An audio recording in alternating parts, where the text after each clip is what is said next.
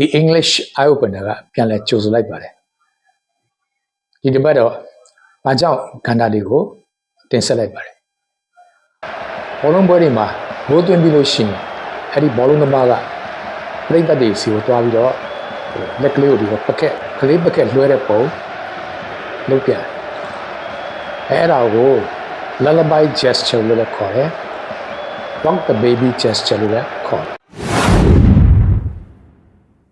အဲ့ဒီအပြုအမူကတော့1994ခုနှစ်ကမ္ဘာဖလားပွဲquarter final ပေါ့ quarter final ပွဲဖြစ်တဲ့ Brazil နဲ့ Netherlands အဲ့ဒီပွဲကနေစတာအဲ့ဒီမှာ Brazil ဘောလုံးသမား Bebeto ကဂိုးသွင်းပြီးတော့သူပရိသတ်တွေစီလာပြီးတော့ဒီလိုကလေးပကက်လွှဲတဲ့ပုံလုပ်ပြတယ်ဘာလို့လဲဆိုတော့သူဒီပွဲမကစားခင်2ရက်အလိုမှာသူ့ရဲ့ဇနီးကမာတီယိုစ်နော်ဆိုတော့တာဦးရတနာလေးဖွားမြင်ပြီးလို့သူအရန်ပျော်ပြီးတော့အဲ့တော့ပရိသတ်တွေကိုသူတာဦးလေးကိုဂုဏ်ပြုတဲ့အနေနဲ့နောက်ပြီးတော့သူဂိုးသွင်းလိုက်တာဘရာဇီးအတွက်အလွန်အရေးပါတဲ့ဂိုးသွင်းလိုက်ရလို့အောင်ပွဲခံတဲ့အနေနဲ့ဒီအပြုအမူတွေလုပ်လိုက်တာအမေရိကန်တပ်မတော်ကတင့်ကိုအလိုရှိသည်ဆိုရက်ပိုစတာကြီးတွေမြင်မှုလိမ့်မယ်အဖိုးကြီးတယောက်စပင်းဖြူဖြူနဲ့ပေါ့လေလက်ညှိုးကြီးထိုးလို့အဲ့ဒီအဖိုးကြီးကိုUncle Sam လို့ခေါ်ကြတယ် Uncle Sam ဆိုတာတကယ်တော့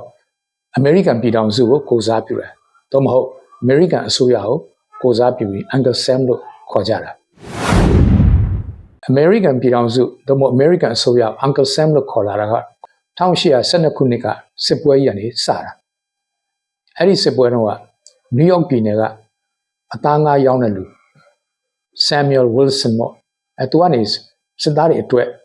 သူအမဲသားတွေကိုတက်သားစီလည်းထည့်တယ်ပြီးတော့ထုတ်ပိုးပို့ပါတယ်အဲ့ဒီမှာသူက American ပြည်ထောင်စုအတွက်ဆိုပြီးတော့သူကအပေါ်မှာစစ်သားစီမှာစီးတစ်စိတ်ရိုက်တယ် US ဆိုတော့